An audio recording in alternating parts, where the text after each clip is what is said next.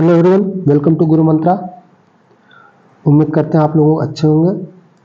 हम लोग फिजिक्स की पढ़ाई कर रहे थे क्लास 10 सीबीएसई बोर्ड के लिए।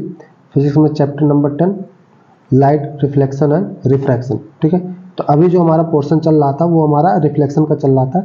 उसमें हमने टर्मिनोलॉजीज की बात कर ली थी, मिरर के टाइप्स वगैरह देख लिए थे।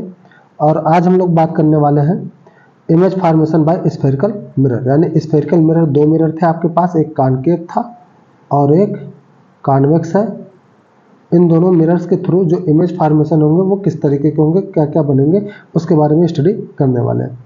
ठीक है, तो चलिए स्टार्ट करते हैं। यहाँ पे एक्टिविटी 10.3 दे रखा है। इस एक्टिविटी में क्या कहा गया है, सबसे पहले आपको बताया गया है कि आप फोकल लेंथ डिसाइड करेंगे किसका, एक कॉनकेव मिरर का। ठीक है, कॉनकेव मिरर होता कैसे आपका, ये इस वाला शेप होता है, यानी रिफ्लेक्टिंग सरफेस कर्व इनवर्ड होता है। ठीक है, और पॉलिश सरफेस कर्व आउटवर्ड है। क्लियर, इसका क्या फाइंड कर लेना है आपको, फोकल लेंथ फाइंड कर लेना है। ठीक है, उसके बाद क्या करेंगे, उस फोकल लेंथ के हिसाब से हम लोग क्या करेंगे, एक लाइन ड्रा करेंगे, पेपर लेंगे और मार्क करेंगे पोजीशंस को। कौन कौन से पोजीशंस को मार्क करना है, पोल, फोकस और सेंटर ऑफ कर्वेचर। ओके, तो यहाँ पर आप एक क्या ले रहे हैं, एक कॉनकेव मिरर लेंगे और find out approximate focal length करेंगे। ठीक है, ये कैसे, और एक पेपर को मूव कराते हुए उस तरीके से हम लोग उसका एक डिस्टेंट ऑब्जेक्ट को बना के उस पर इमेज लेके, तो वो इमेज कहाँ बनेगा, फोकस पे बनता है। तो इस तरीके से हम लोग अप्रॉक्सीमेट फोकल लेंथ फाइंड कर लेंगे।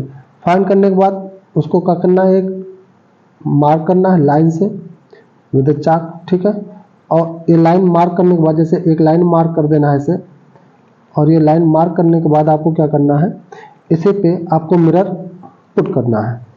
यहाँ पे एक लाइन मार्क करेंगे और इस पर क्या करेंगे, आप अपना मिरर यहाँ ऐसे रख देंगे। ठीक है, इसी लाइन पर, और ये मिरर ऐसे रखेंगे कि इसका जो आप सेंटर ऑफ कर्वेचर और पोल ये सब है ये डिफाइंड हो सके। ठीक है, तो आप जब मिरर इसको पुट करेंगे तो मिरर का जो पोल होगा, ये पोल इसी लाइन से कोइंसाइड करना चाहिए। जो लाइन आपने मार्क किया है ये पोल से कोइंसाइड होना चाहिए। तो ये इस तरीके से। ठीक है, उसके बाद में इसी के पैरेलल दो और लाइनें ड्रा करनी है ऐसे, और ये लाइन ड्रा करते समय आपका एक प्रिंसिपल एक्सिस बन जाएगा। और ये लाइन ऐसा होना चाहिए कि इनके बीच का ये जो गैप है, ये गैप आपका सेम होना चाहिए, इक्वल गैप होना चाहिए। ठीक है, और जो पहला पॉइंट आपका होगा ये फोकस बनाएगा और जो दूसरा पॉइंट होगा ये सेंटर ऑफ कर्वेचर बनाएगा। क्लियर, किस तरीके से होना चाहिए कि for a spherical mirror of small curvature the principal focus F lies midway between the pole and the centre of curvature C. ठीक है, तो इस तरीके से होना चाहिए। और जितना भी स्टडी होगा ये हमारा सारा का सारा स्मॉल कर्वेचर पर स्टडी हो रहा है। ठीक है, किस पर स्टडी हो रहा है, स्मॉल कर्वेचर पर। उसके बाद आप एक डिस्टेंस ऑब्जेक्ट लेंगे, यानी कोई एक ऑब्जेक्ट आप मार्क करेंगे कहीं दूर पर। इस ऑब्जेक्ट का इमेज फॉर्म करेंगे और इस इमेज को देखेंगे कि कहाँ पर ये बन रहा है। ठीक है, तो जहाँ पर बन रहा है उसके पोजीशंस के हिसाब से हम क्या करेंगे, वो डिसाइड करेंगे। इमेज की पोजीशन, नेचर और साइज, ये सब हम उसके बारे में बताएंगे। ठीक है, और इसी तरीके से डिफरेंट डिफरेंट पोजीशंस के लिए, जैसे बियॉन्ड सी का हो गया, एट सी हो गया, बिटवीन एफ एंड सी हो रहा है, एट एफ हो रहा है और बिटवीन एफ एंड पी हो रहा है। अलग अलग पोजीशंस पे हम लोग इमेज को डिफाइन कराएंगे कि किस तरीके का, किस नेचर का, किस पोजीशन पर बन रहा है और क्या उसकी साइज है। ठीक है, तो ये सारे बातों पर ध्यान देंगे। तो सारे ऑब्जर्वेशंस जब आप कर लेंगे, बना लेंगे, तो आप समराइज करके एक टेबल तैयार करेंगे। उस टेबल में आपको ये सारे पोजीशंस पे इमेज के नेचर, पोजीशन और साइज के बारे में बताया जाएगा। तो कौन कौन से आप रिजल्ट पाएंगे कि अगर ऑब्जेक्ट आपका कहाँ पर है, इन्फिनिटी पर है, यानी प्रिंसिपल एक्सिस से बहुत दूर है, एट इन्फिनिटी पर है, तो इमेज हमारा कहाँ बनेगा, फोकस पर बनेगा। ठीक है, ये ऑब्जेक्ट की पोजीशन आपका ऑब्जेक्ट वाला है और ये पोजीशन है इमेज के लिए। तो क्या करना है, जब ऑब्जेक्ट आपका इन्फिनिटी पे होगा तो इमेज कहाँ पर बनेगा, आपका फोकस पर बनेगा। साइज क्या होगी, हाईली डिमिनिश्ड। डिमिनिश्ड का मतलब बहुत ही पॉइंट साइज में ये बनेगा, बहुत ही पॉइंट साइज। ठीक है, स्मॉल साइज भी बोला जाएगा, लेकिन स्मॉल में थोड़ा सा छोटा हो जाता है, इसलिए इसको सीधे सीधे पॉइंट साइज बोल दिया जाता है। ठीक है, कौन सी साइज बोलेंगे, पॉइंट साइज बोला जाएगा। ठीक है, और नेचर क्या होगा इसका, रियल होगा। रियल यानी कि हमारा जो रिफ्लेक्टेड रेज है ये रियलिटी में एक दूसरे को कट करेंगे, क्लियर। और इन्वर्टेड का मतलब हो गया उल्टा होगा। कैसा होता है, उल्टा होगा। यानी कोई व्यक्ति अगर ऐसे है तो इसका इमेज कैसे बन जाएगा, इस तरीके से बनेगा, ठीक है। इसको बोला जाता है इन्वर्टेड, क्लियर। तो अगर ऑब्जेक्ट आपका कहाँ है, इन्फिनिटी पर है, तो इमेज कहाँ बनेगा, फोकस पर बनेगा। और कैसा होगा, पॉइंट साइज होगा और रियल और इन्वर्टेड होगा। अगर ऑब्जेक्ट आपका बियॉन्ड सी का मतलब क्या हो गया कि जब भी आप पोजीशंस डिसाइड करते हैं मिरर के लिए, कुछ इस तरीके से, ये पोल हो गया, ये फोकस हो गया और ये सेंटर ऑफ कर्वेचर हो गए, तो बियॉन्ड सी का मतलब सी से थोड़ा दूर होगा, सी के करीब नहीं होगा, ठीक है। प्रिंसिपल एक्सिस पर ही होगा लेकिन सी के थोड़ा दूर होगा। तो इमेज कहाँ बनेगा, एफ और सी के बीच में बनेगा, यानी इमेज हमारा एफ और सी के बीच में बनने के चांसेस होंगे, ठीक है। यहाँ पर आपका इमेज का फॉर्मेशन होगा। और कैसा होता है, डिमिनिश्ड होगा। डिमिनिश्ड यहाँ पर आप स्मॉल साइज में ही रख के बात करेंगे कि थोड़ा छोटा बनेगा, ठीक है। बहुत बड़ा इमेज नहीं बनेगा, छोटा ही रहेगा, रियल और इन्वर्टेड ही रहेगा, क्लियर है। अगर ऑब्जेक्ट आप सी पर रख लें, कहाँ पर रख रहे हैं, सी पर रख रहे हैं, तब इमेज आपका कहाँ बनेगा, सी पर ही बनेगा। यानी यदि आपका ऑब्जेक्ट कहाँ पर अवेलेबल है, सी वाले पोजीशंस पर अवेलेबल है, तो इमेज भी आपका सी पर ही बनेगा। और जब ये दोनों पोजीशंस पे ही आपका रहे, यानी सी पर ऑब्जेक्ट और सी पर ही इमेज, तो सेम साइज बनता है। कैसा साइज हो जाएगा, सेम साइज, यानी जितना बड़ा ऑब्जेक्ट है उतना ही बड़ा इमेज भी बनेगा, ठीक है। और नेचर क्या होगा, रियल और इन्वर्टेड ही होगा। ऑब्जेक्ट को मिरर के थोड़ा और करीब लाएंगे, सी और एफ के बीच में लेकर आइए। ऑब्जेक्ट को कहाँ लेकर आ गए, सी और एफ के बीच में। तो सी और एफ के बीच में जब ऑब्जेक्ट को लाएंगे तो इमेज आपका बियॉन्ड सी बनेगा। कहाँ बनेगा, बियॉन्ड सी। यानी कि पहले 3 केसेस का आपका क्या होने लग जाता है, मिरर इमेज एक तरीके से, या रेसिप्रोकल या उल्टा बोल सकते हैं, ठीक है।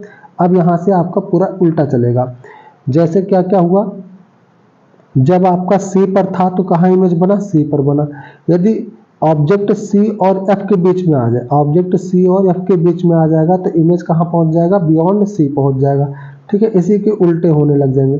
और पहले कैसा था, स्मॉल साइज में था, अब की बार इनलार्ज होना लग जाएगा, यानी छोटे से बड़ा होना जाएगा, ठीक है। और रियल और इन्वर्टेड ही रहेगा ये। अगर एफ पर हमारा आ जाए, ऑब्जेक्ट कहाँ पर आ जाए, एफ पर आ जाए, तो इमेज कहाँ बनेगा, इन्फिनिटी पर। ऑब्जेक्ट कहाँ पहुंच जाएगा, अगर एफ पर पहुंच रहा है तो इमेज पहुंच जाएगा इन्फिनिटी पर, ठीक है। और अगर इन्फिनिटी पर जा रहा है तो यहाँ हाईली डिमिनिश्ड था तो यहाँ हाईली इनलार्ज हो जाएगा, बहुत बड़ा इमेज बनेगा। रियल और इन्वर्टेड का ही नेचर रहेगा, ठीक है। ये हमारा स्पेशल केस है बिटवीन एफ और पी का। बिटवीन एफ और पी के लिए आप स्पेशल केस इसको याद रखेंगे, ठीक है।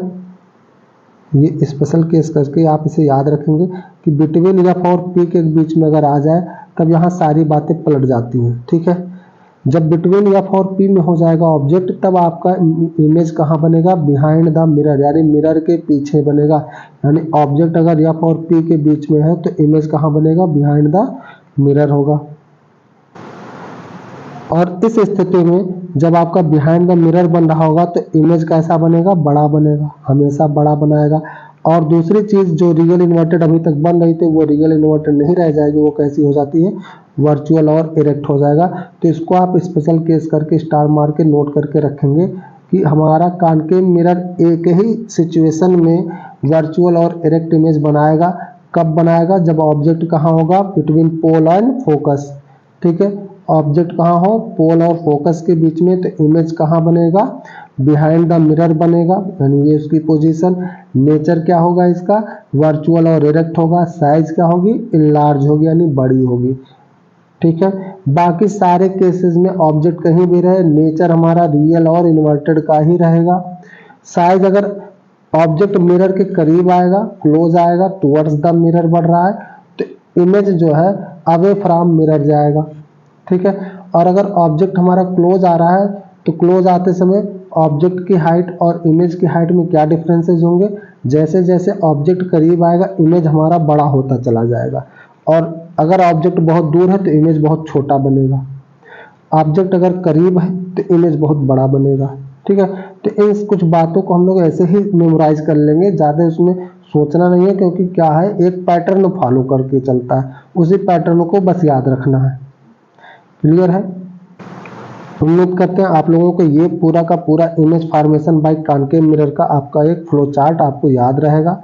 ठीक है, और इसके कॉन्सेप्ट्स हम आपको आगे बता देंगे कि कैसे इसके रे डायग्राम से आपको एग्जैक्ट यही इमेज के फॉर्मेशन हो रहे हैं। ठीक है, तो बने रहिए वीडियोस के साथ। ठीक है, अपडेट के लिए आप इसको चैनल्स को सब्सक्राइब कर लें।